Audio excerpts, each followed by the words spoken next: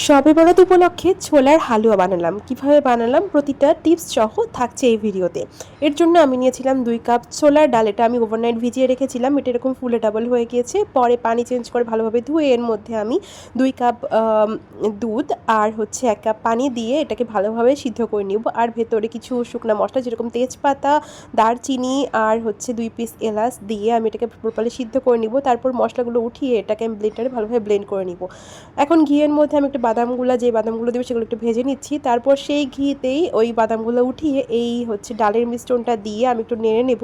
তারপর হচ্ছে এটি একটু শুকিয়ে আসলে তারপর এর মধ্যে আমি হচ্ছে 2 কাপ চিনি দিয়ে দিব।